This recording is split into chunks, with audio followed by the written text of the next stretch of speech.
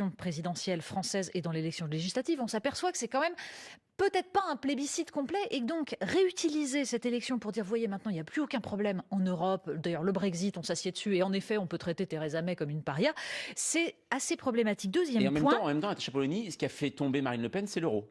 Donc c'est sûr. l'Europe. Donc finalement, mais les Français ne veulent pas sortir de l'euro et ils ne veulent pas sortir de l'Europe, de l'Union européenne. D'ailleurs, ils lient un peu les deux. Ils veulent que ça change. Et on leur vend depuis 30 ans la fameuse Europe sociale qui n'est jamais arrivée, puisque dans les traités européens, il y a un modèle économique et social qui est néolibéral. Simplement juste une chose. En revanche, il y a un projet fédéraliste qui avance. Et l'élection d'Emmanuel Macron le relance. Pourquoi l'élection d'Emmanuel Macron? Parce que ça redonne la possibilité d'avancer vers du fédéralisme, et le Brexit parce qu'il y a des députés anglais qui vont abandonner leur poste. Et donc, ces postes-là, qu'est-ce qu'on en fait? Eh bien, il y a un projet chez les plus fédéralistes en Europe, qu'ils soient belges, italiens, qui est de prendre ces postes et non pas de les redistribuer, ça, ce serait compliqué, mais d'en faire un scrutin de liste purement européen, c'est-à-dire mêlant tous les pays. Et là, on va vers du fédéralisme. Ça, c'est en train de se mettre en place et l'élection d'Emmanuel Macron est censée aider à ça. D'accord, donc le fédéralisme peut être une idée neuve, en tout cas à voir. Une chose, Virginie Le Petit, aujourd'hui, il y avait une ministre de l'Intérieur, Gérard Collomb, qui était à Calais pour parler justement de migrants, et il s'est opposé à la création d'un nouveau centre d'accueil. Est-ce que justement, on avait dit que la solution à un moment, c'était une meilleure entente entre la France et la Grande-Bretagne sur Calais pour un meilleur accueil aussi de la Grande-Bretagne. Est-ce qu'aujourd'hui, le Brexit, ça a changé la donne justement? Ça n'a pas encore changé la donne, puisque on n'arrête pas de dire c'est les 1 an du Brexit, c'est faux. C'est les 1 an du référendum. Le Brexit, nous n'y sommes pas encore. Et tout reste à faire. Donc peut-être que ça changera la donne. En attendant, les migrants vont s'entasser, puisqu'ils continuent à affluer, et à affluer à un rythme soutenu depuis la Méditerranée en particulier. Et donc là, pour le moment, non, on est toujours dans une espèce de blocage, on peut dire ça comme ça. Depuis le début, oui, finalement. Oui. Et est-ce que finalement... Mais c'est quelque chose qui doit absolument être sur la table des négociations. Ça fait partie, je ne sais pas si on en a parlé déjà dans cette émission, mais des points soulevés par le sondage de Chatham House il y a quelques jours, qui était un sondage sur l'Europe et le sentiment européen. Et une des principales crispations, en fait, des gens en Europe, c'est ça, c'est l'immigration et les migrants. Et c'est là où il y a vraiment quelque chose de... Alors qu'il y a quand même une grande majorité des gens qui ont le sentiment d'être européens. Un des points de crispation, c'est l'immigration et les migrants. Donc il va falloir en discuter. Une chose, Frédéric Farah, c'est étonnant parce qu'il y a eu tout et son contraire aujourd'hui. Gérard Collomb, qui a été assez dur avec même des associations qui venaient en aide aux migrants, qui est contre la création d'un centre de réfugiés, et Emmanuel Macron en même temps à Bruxelles, qui a déclaré « Nous devons accueillir des réfugiés, c'est notre devoir, notre honneur ». Ça paraît étonnant, non, d'avoir deux sons de cloche ? Non, c'est peut-être le début d'une série de couacs gouvernementaux. Peut-être il n'y a pas de surprise à avoir à ce niveau. C'est comme si la communication politique était toujours bien huilée. Parce que jusqu'à présent, on l'a vu bien huilé concernant Emmanuel Macron. Oui. Après, il y a des erreurs de casting aussi. On a pu le voir également. On va le voir ça, c'est une autre histoire. mais si vous voulez, là, je crois qu'il y a eu une urgence, même si on abuse beaucoup de ce terme. Il y a une situation humanitaire très, très grave. Les associations essayent d'y répondre. Après, on peut trouver à redire aux associations, mais il y a le défenseur des droits l'a mis en lumière. Il y a une situation quand même extrêmement difficile pour ces personnes, que ce soit pour s'entretenir, se laver, se nourrir. Il y a une réponse. Mais en même temps, on est dans une situation qui est toujours la même, c'est-à-dire on crée un centre, ce centre ça ne satisfait pas, puis ensuite il se retrouve dans la nature. Donc je crois que le gouvernement a peut-être du mal à avoir une ligne très claire. Monsieur Macron ne réussit moins la synthèse qu'avant. Alors justement, on va parler tout de suite de cette erreur de casting, puisque vous savez, dans le paysage audiovisuel français, il y a une émission très appréciée des téléspectateurs, vous la connaissez sûrement, c'est Rendez-vous en terre inconnue. Vous savez, c'est présenté par Frédéric Lopez. Eh bien, la prochaine émission partira sûrement à la rencontre du peuple du MoDem. Et oui, puisque le soir du second tour des législatives, en voyant que le MoDem avait 45 députés, nombreux ont été ceux à se dire « mais ça existe encore, ça ?» Une résurrection éphémère, puisque le président du MoDem, François Bayrou, a démissionné de sa charge des gardes des Sceaux suite à l'affaire des assistants parlementaires du MoDem. Une démission qui ne met pas un point final à cette affaire, bien au contraire, puisque Radio France, aujourd'hui, s'est procuré le témoignage d'un de ses assistants assez accablant pour l'ex-ministre de la Justice. On l'écoute. Ce que j'ai pu vivre, c'est que les parlementaires à plusieurs finançaient des temps partiels d'assistants parlementaires qui ne fournissaient aucun travail pour le député.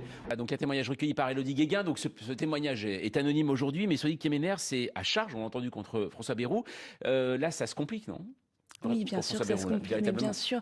Et effectivement, on voit que lui espérait rester au gouvernement, il espérait s'accrocher. La démission de Madame Goulard a accéléré les choses, il a été obligé de partir. Mais de toute façon, il aurait été contraint d'une façon ou d'une autre. Les auditions ont commencé cette semaine. On voit bien le témoignage que j'ai entendu ce matin sur votre antenne est accablant. En même temps, c'est un témoignage. L'enquête est en cours. Attention, il n'est pas mis en examen.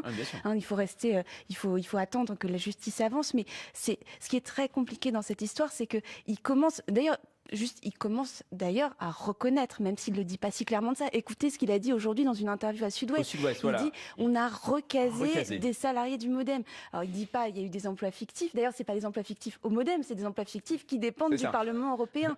Donc il est dans une situation très compliquée. Alors ses amis commencent à expliquer c'est la zone grise, finalement c'était pas immoral. Enfin, on voit qu'il y a des tentatives. C'est très compliqué. Et puis surtout, il faut se souvenir de ce que disait François Bayrou. Est-ce que vous vous souvenez de cette phrase qui est maintenant terrible, qui va lui coller, qui n'est pas encore ressortie, mais quand on a commencé à parler de François Fillon, même si c'est pas la même histoire, même si Pénélope Fillon, la femme de François Fillon, selon les éléments de l'enquête, on va voir encore une fois ce que ça donne, François Fillon a été mis en examen, ne travaillait pas du tout. Là, il est question de temps partiel, mais là, de ce qu'il avait dit, François Bayrou, il expliquait, oui, et après, ce qui est terrible, c'est qu'on nous dit que tout le monde fait ça. Ouais. Donc c'est terrible de réentendre cette phrase aujourd'hui. Juste une chose, Virginie Petit, pour vous, quand on voit ça, c'est quoi? C'est de l'opprobre jeté finalement sur, comme le dit François Bayrou, il le dit lui-même, il parle, je le citerai tout à l'heure, une de ses nouvelles phrases, il a dit aujourd'hui nous sommes à l'ère du soupçon généralisé, etc. Je dois partir.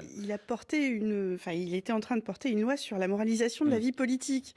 C'est quand même assez paradoxal qu'il s'étonne après qu'on vienne lui chercher des poux dans la tête et le soupçonner. Donc, je trouve ça, oui, c'est même assez drôle en fait. C'est assez sarcastique. Non, mais sérieusement, si on moralise la vie politique, on moralise toute la vie politique. Y compris le garde des Sceaux.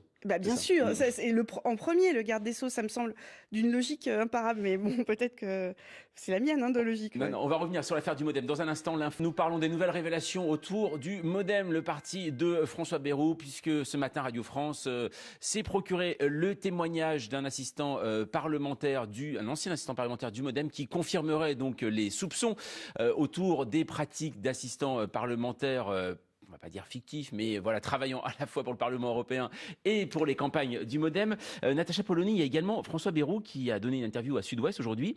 Et lui, quand on lui pose la question, à votre avis, pourquoi cette campagne finalement sort, et lui il répond, je cite, « Je pense que tout cela ne vient pas par hasard. Un certain nombre de forces, de puissances qui détestent l'idée d'une loi sur la moralisation de la vie publique agissent. » Oui, bien sûr, il est Saint-Sébastien percé par les flèches et c'est absolument terrible.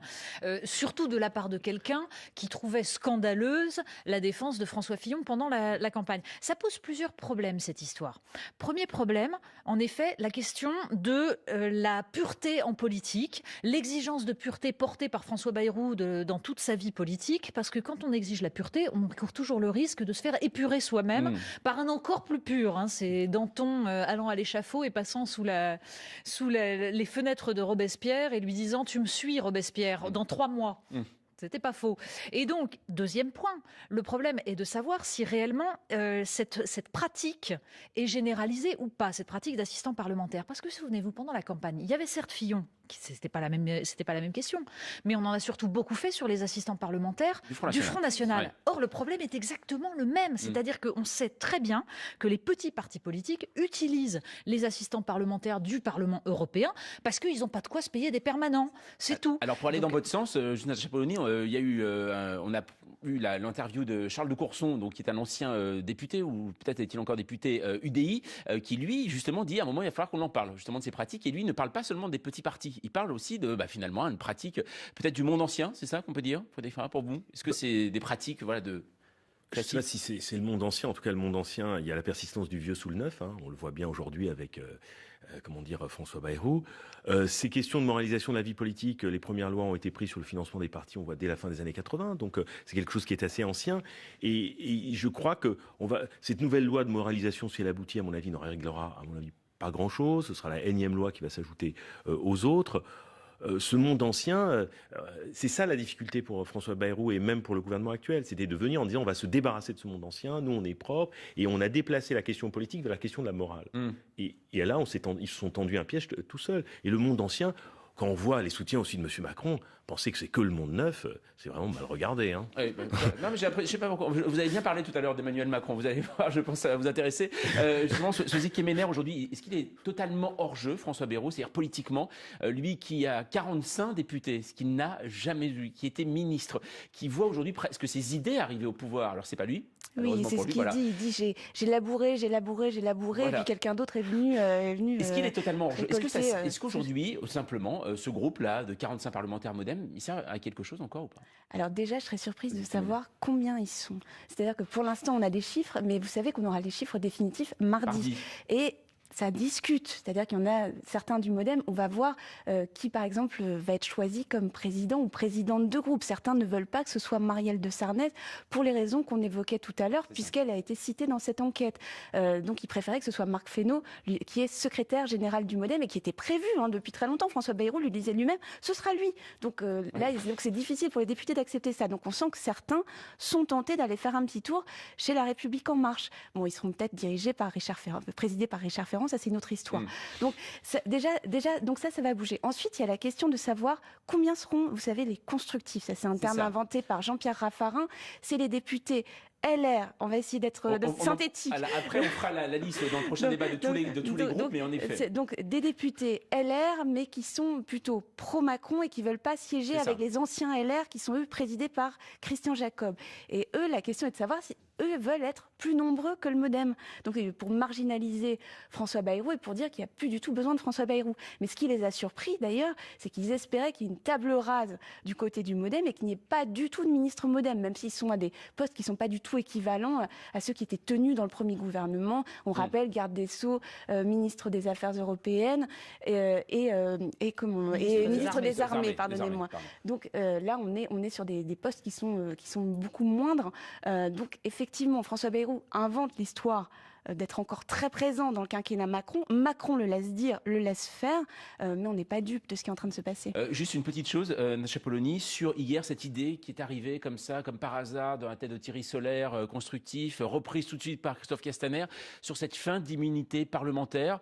Est-ce que ça sert à quelque chose, la fin d'immunité parlementaire, où il y a un petit peu de démagogie, parce qu'on sait qu'à chaque fois qu'on l'a demandé à l'Assemblée, elle l'a levée, cette immunité parlementaire ? Oui, bien sûr. Enfin, on est dans la démagogie pure parce que ce qui pose problème dans la moralisation justement de la vie politique, c'est tant est que le terme moralisation soit le bon. Ce n'est pas ce que va donner cette loi. C'est pas de lever l'immunité parlementaire.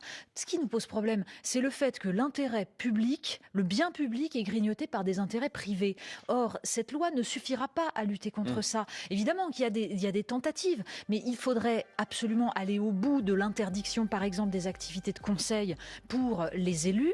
Il faudrait notamment faire en sorte que des députés ne reçoivent pas clé en main des amendements rédigés par des lobbies, ce qui arrive et ce qui continuera à arriver, surtout avec des députés qui ne sont pas forcément férus de travail parlementaire parce qu'ils ne connaissent pas. Donc c'est tout ça qui est dangereux. C'est pas simplement d'aller fouiller dans la vie privée des uns et des autres. C'est vraiment la dimension politique qui est importante. Allez, dans un instant, on va continuer à en parler. Notamment, on va essayer de savoir qui sera l'opposant de l'année, notamment Emmanuel Macron. On parlera également de ces différentes lois qui fâchent, qui vont tout de suite arriver sur le bureau des députés. Voilà la suite du programme des informés de France Info. Et eux, à peine le temps de finir une partie de Sonic sur leur portable qu'ils se sont remis à leur place. Et ce soir, les informés de France Info reçoivent Sosie Kemener de Marianne, l'essayiste et chroniqueuse Natacha Polony, également Frédéric Farah, professeur de sciences économiques et sociales, et Virginie Petit de Courrier International. Alors la semaine prochaine, on rentrera dans le dur pour les nouveaux députés, puisque mardi, ce sera donc la composition des groupes à l'Assemblée nationale et mercredi, les premières questions au gouvernement. Alors aujourd'hui, il y a eu un fait politique majeur, puisque les 3 députés nationalistes corses élus dimanche dernier ont rencontré Jean Lassalle. Alors c'est sûr, il y aura un avant et un après cette rencontre qui pourrait peut-être faire trembler la République sur ses fondations. Pourquoi cette rencontre ? Eh bien tout simplement pour essayer de constituer un groupe. Constituer un groupe, c'est une occupation très à la mode en ce moment, puisqu'il y en a déjà 7, mais Manuel Valls lui tente de composer le sien, Marine Le Pen également, et donc maintenant les nationalistes corses. Si beaucoup veulent être une force d'appoint au gouvernement, se bousculent aussi pour être l'opposant numéro 1 à Emmanuel Macron, et ça pourrait faire d'ailleurs une très bonne réalité. Quel sera cet opposant principal ? Eh bien à vous de faire votre choix, Marine Le Pen, François Baroin ou Jean-Luc Mélenchon. Nous sommes la seule force de résistance à la dilution de la France de son modèle social et de son identité. Ce soir, je veux saluer et féliciter ceux qui sont élus. Grâce à leur succès, ils porteront la responsabilité essentielle d'incarner la première force d'opposition sur les bancs de l'Assemblée nationale. Le peuple français n'a donné aucune chance aux survivants de l'ancien monde et il nous a désignés pour dorénavant porter devant le fanal du combat. Voilà, alors qui sera l'opposant numéro 1 ? Mais juste avant, Frédéric Farah, comment vous voyez cet éparpillement ? 7 groupes, c'est beaucoup, c'est même la première fois qu'une législature commence avec autant de groupes différents, cet éparpillement. Je crois qu'on sort du cadre habituel où il y a effectivement le PS et puis la droite sous ces différentes appellations. Donc je crois que beaucoup de personnes ont du mal à savoir exactement comment se situer par rapport à ce gouvernement, qui est un gouvernement et des députés un peu attrape-tout, donc qui récupère un peu tout le monde. Donc c'est vrai que tracer une ligne d'opposition, c'est difficile. Donc je crois que c'est plus une affaire de personnes que d'idéologie réellement. À part, bon là, on a des distinctions entre différents partis. Mais je crois que c'est pour essayer d'exister, puisque c'est la possibilité aujourd'hui de pouvoir un petit peu faire entendre sa voix dans cette assemblée, sachant qu'en plus, on voit bien qu'au sein de la droite, on se scinde, il y a une partie qui va suivre M. Macron, une partie qui est dans l'opposition. C'est une vraie question finalement, qui va assumer cette opposition là face à M. Macron, surtout que les Républicains, je crois que sur la loi travail, ils vont peut-être embarquer assez agréablement, une partie du PS aussi, du moins ce qui reste, enfin du PS, si ça existe encore. 29. Voilà, 29, oui c'est vrai. Non mais il y a 29 députés PS. Oui, mais ils veulent faire 2 groupes. Enfin, voilà, il y a des balles aussi. Donc si vous voulez, je crois que c'est une manière d'exister en politique, plus que de porter des idées. Et je crois que cette assemblée un peu étrange, curieuse, donne cette possibilité, mais je suis pas sûr que derrière c'est autant de groupes avec des idées constituées, des projets alternatifs. Je crois que c'est plus une affaire de personnes que de pensées. Justement, Nadia Chapouni, vous pensez ça aussi, cet éparpillement quand même, 7 groupes, on a calculé, voilà, on n'avait pas vu ça depuis 1958. Est-ce que c'est à l'image aujourd'hui, vous pensez, d'un pays, est-ce que c'est bien représentatif d'ailleurs ? Il y a 2 éléments différents. Il y a d'abord la question, par exemple, des députés républicains, où là, on a un exemple type du génie marketing, les constructifs. C'est génial de s'être appelé les constructifs. Les types se sont fait élire sur une étiquette les Républicains en disant qu'ensuite ils vont voter absolument tout comme la République en marche et que donc il n'y a strictement aucune différence. Mais ils sont maintenant constructifs, c'est-à-dire positifs. Donc les autres, c'est l'ancien monde, ceux qui sont dans l'opposition stérile, etc. C'est quand même fabuleux comme choix, comme escroquerie intellectuelle. Mais simplement, ça nous montre qu'il y a une ambiguïté profonde parce que c'était l'idéologie, vous savez, c'était l'idée d'Alain Juppé. Il faut prendre l'omelette politique, on coupe les 2 bouts, c'est-à-dire les extrêmes, et on met le milieu ensemble, c'est-à-dire les gens raisonnables. Sauf que les gens raisonnables, c'est-à-dire en fait ceux qui communient dans une forme de libéralisme économique, il y en a beaucoup, parce que le scrutin majoritaire les favorise. Autour, et ça c'est le deuxième point, il y a en effet un éclatement absolu des représentations d'une opposition qui tout de même au premier tour de l'élection présidentielle représentait la moitié du pays. La moitié du pays va être représentée de façon éparse par la France insoumise, les communistes, le Front National, les nationalistes corses. Et ces gens-là, évidemment, ne pourront pas peser. Ça pose un réel problème démocratique. Sophie Kemener, aujourd'hui, est-ce que finalement est-ce que de voir autant de groupes comme ça aussi, ça veut dire que le Parlement compte un peu moins finalement aujourd'hui ? Est-ce que c'est ça aussi ? On a souvent dit ça alors, à cause du quinquennat. Aujourd'hui, on aura une chambre qui enregistre davantage qu'elle ne discute. Est-ce que là, ça se concrétise encore ? Oui, et ce qu'on entend aussi beaucoup, alors pas dans les rangs de la République en marche, mais c'est que le le choix des ordonnances est aussi une façon de dire, bon, de toute façon, on va laisser, même s'il y a une loi d'habilitation dont on a découvert les contours cette semaine pour la réforme du Code du travail, comme c'est par ordonnance, de toute façon, part du principe qu'on a des députés un peu néophytes et que voilà, ça va passer. Après, je pense que sur la réforme du Code du travail, on va entendre deux voix qui vont tonner. D'ailleurs, c'est très intéressant de voir le petit jeu qu'il y a eu. Vous avez repassé les extraits avec raison qu'on a pu des discours qu'on a pu entendre dimanche soir.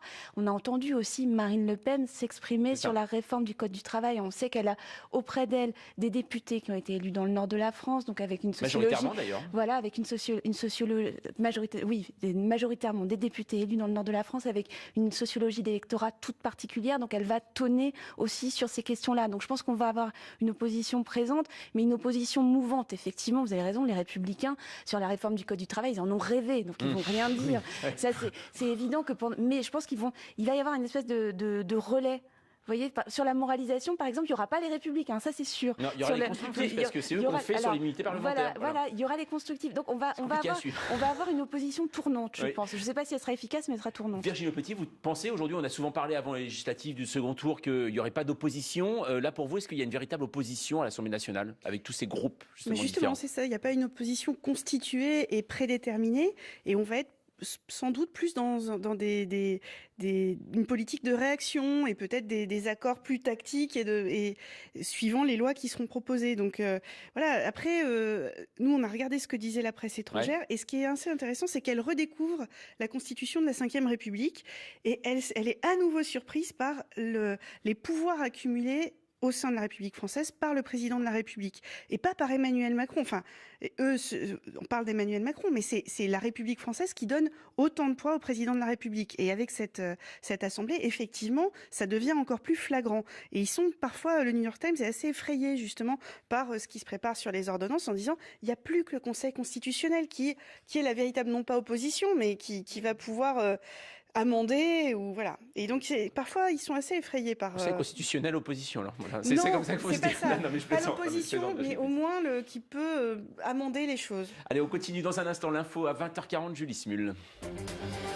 C'est donc Donc il y aura la constitution des groupes à l'Assemblée nationale. Normalement, il devrait y en avoir 7, peut-être 8, on ne sait pas encore. Mais qui sera l'opposant numéro 1 à Emmanuel Macron? Peut-être pas seulement à l'Assemblée. Natacha Polony, on a parlé de Marine Le Pen, Jean-Luc Mélenchon, les Républicains ou la rue. Est-ce que ça sera peut-être là la véritable opposition aujourd'hui à Édouard Philippe, Emmanuel Macron? De toute façon, indéniablement, cette Assemblée nationale, même si le second tour des législatives a rééquilibré, souffre d'un déficit de représentation. Je veux dire, La République En Marche a fait 14,6% des inscrits au premier tour.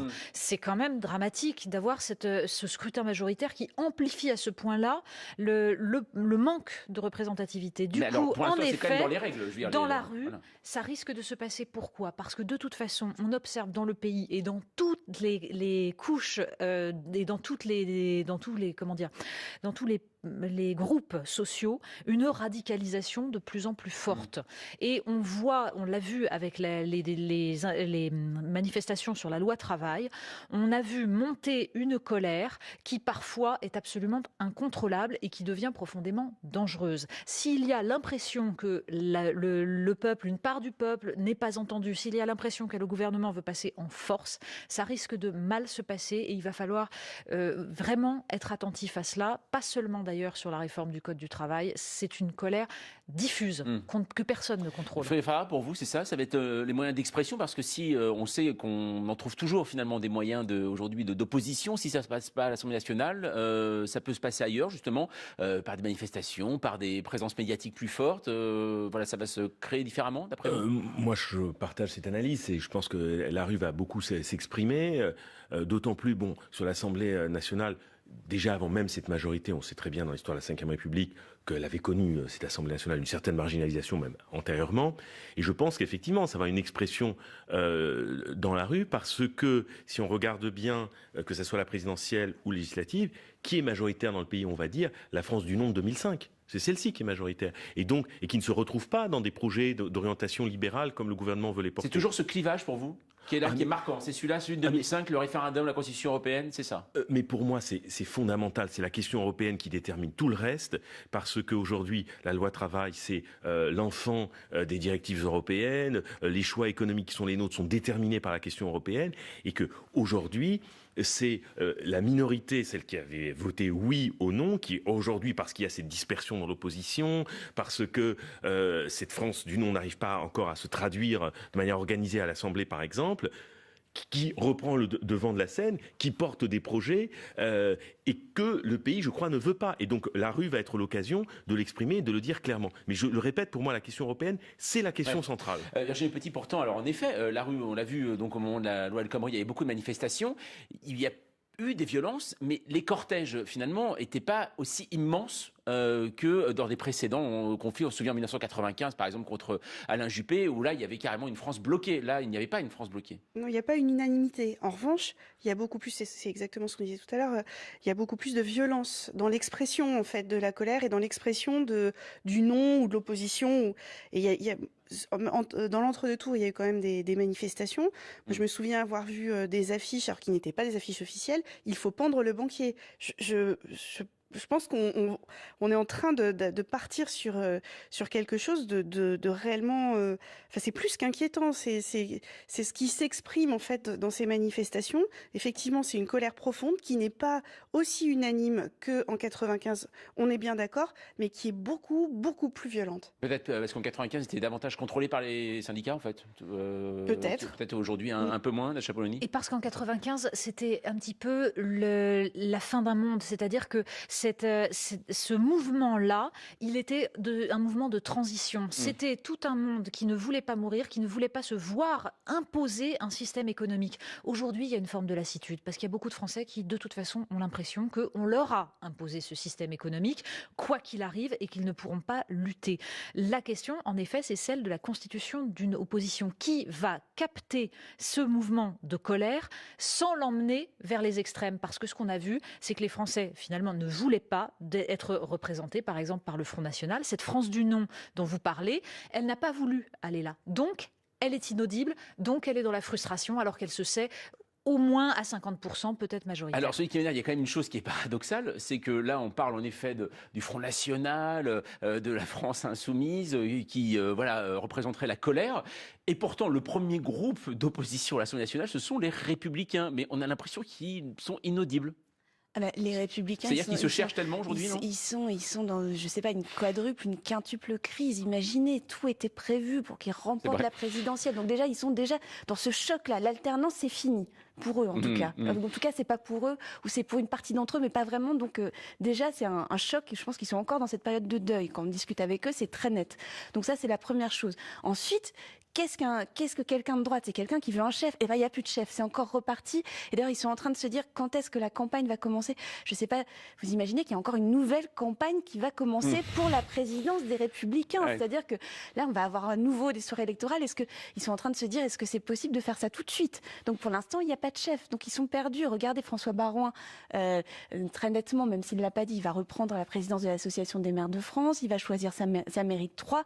Et puis, ce sera fini. Il sera plus en première ligne. Donc, on va assister à un match pour la présidence. Donc ça. Et puis, il y a une crise idéologique parce qu'ils n'ont pas travaillé. Ils n'ont pas travaillé nettement depuis des années. J'ai l'impression d'entendre des parents avant de ne pas remplir les cahiers scolaires. En fait, voilà, c'est ça. Je suis désolée d'avoir fait la maîtresse d'école. Non, mais je vous en prie. Non, mais juste une chose soit dite aussi à propos de personnes aussi perdues. Ce week-end, il y a un conseil national du Parti socialiste. On sent déjà que c'est très tendu. Non, mais c'est vrai qu'il faut prendre c'est un peu tendu.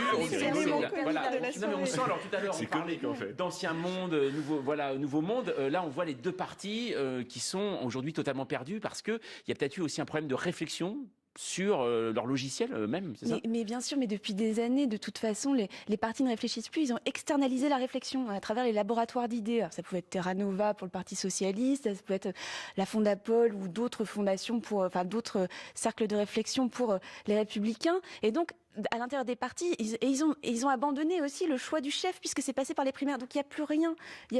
Et puis en plus, Emmanuel Macron vient de casser leur moule, de casser leur modèle parce qu'avant on était militants, on était un petit peu élus, puis on devenait grand. Et ben là, il a tout cassé. Donc tout est à plat. Tout est à plat. Très bien. Bon, allez, dans un instant, on va parler d'une loi qui fait aujourd'hui polémique et dont on parle beaucoup parce que notamment Jacques Toubon, défenseur des droits, s'est exprimé dessus. C'est sur l'état d'urgence et la prochaine loi antiterroriste. L'info 20h50. Sujet qui viendra sur la table juste après la loi sur la monétisation de la vie politique, puisque vous savez, dans le manuel du parfait président de la République intitulé Bien régner en 5 leçons, il y a ce commandement: attention aux nominations de postes honorifiques, risque d'opposition, qui se retrouve aujourd'hui en la personne de Jacques Toubon. Lui, il est nommé en 2014. Toubon prend très à cœur son travail de défenseur des droits et n'hésite pas aujourd'hui à dézinguer le projet de loi antiterroriste en le décrivant comme une pilule empoisonnée et s'inquiète du risque, je cite, de dissolution de la cohésion national. Si les prérogatives de l'état d'urgence sont fondues dans le droit commun, Natacha Polony, les députés vont devoir se pencher sur cette nouvelle loi antiterroriste. Est-ce que vous pensez qu'il va y avoir des discussions justement assez sévères, où quand on parle de loi antiterroriste, ça fait généralement l'unanimité, comme on a pu le voir auparavant? Il y aura des discussions assez sévères parce qu'il y a tout de même parmi ces quelques groupes d'opposition des gens qui contestent la mise de l'état d'urgence dans le droit commun. Pourquoi? Mais souvenez-vous, l'an dernier, en 2016, le 14 juillet. Le 14 juillet, lors de son interview de midi, François Hollande explique qu'il lève l'état d'urgence parce que ont été mis dans la loi les dispositifs qui permettent à la police et au renseignement d'agir, et donc l'état d'urgence est devenu inutile de fait. Arrive le soir l'attentat de Nice à 23h30. François Hollande annonce qu'il rétablit l'état d'urgence. Donc il y a un moment où il faudrait savoir. L'état d'urgence a été très utile, juste dans ce qui a suivi le Bataclan. Parce qu'il a permis des enquêtes, parce qu'il a permis des perquisitions rapides. Simplement, maintenant, un état d'urgence maintenu de façon artificielle parce qu'on n'ose pas le retirer, parce qu'on a peur de ne pas, on a peur que s'il y a un attentat, de se faire accuser. Et ensuite, l'utilisation qui peut en être faite pour d'autres manifestants, pour d'autres opposants que pour des terroristes djihadistes, risque de poser problème. Et c'est ça qu'il va falloir regarder. Virginie Petit, vous en parliez tout à l'heure là, de justement cette presse étrangère qui est très regardante sur Emmanuel Macron, qui a quelques doutes. Justement, le New York Times s'est inquiété de ça, sur l'état d'urgence. Oui, c'est inquiété de ça, parce qu'il le dit très clairement, c'est une façon de réduire de façon permanente les droits des citoyens français et d'autoriser effectivement de façon permanente la police à effectuer un travail directement sans passer par le judiciaire, sans passer par... Voilà. Et donc, oui, ça les inquiète énormément, et alors que c'est quand même un pays qui a connu des lois assez liberticides, après le 11 septembre. Mais je pense que justement, c'est pour ça que la presse américaine regarde attentivement ce qui se passe en France, parce qu'ils savent très bien ce qui pourrait se produire. Et que ce qui se prépare avec l'inscription, puisqu'on parle de ça, de l'état d'urgence dans la loi de façon pérenne, ça va bien plus loin que ce qui s'était passé après le 11 septembre aux États-Unis. Il y a une chose qui est assez étonnante, Frédéric Farras, c'est Jacques Toubon qui dit dans cette interview du Monde, le projet de loi crée une étonnante novlangue de l'antiterrorisme. On ne parle plus d'assignation à résidence, mais de mesures individuelles de surveillance. Plus de perquisitions administratives, mais de visites et saisies. Pour vous, voilà, même là, dessus, on fait un petit peu aussi du remaquillage de ce qui était l'état d'urgence pour le mettre dans le droit commun. Oui, parce que je pense que la novlangue se porte dans tous les domaines. C'est un plan social, c'est un licenciement, donc c'est ça qui est sympa, vous voyez. Donc il y a toujours, que ça soit même dans ce domaine-là, pour rendre la chose moins inquiétante, on va toujours l'atténuer. C'est l'art d'un euphémisme, de cette novlangue ou cette langue de caoutchouc qui ne veut rien dire. Alors qu'il s'agit effectivement, comme on vient de le dire, des libertés publiques. Et qui, en plus, cet arsenal, s'il s'inscrit dans le droit commun, pourrait servir à autre chose. On parlait il y a quelques instants de risque de manifestation, de risque peut-être de tension sociale. Il ne faudrait pas que, effectivement, ça serve à un autre usage que prévu.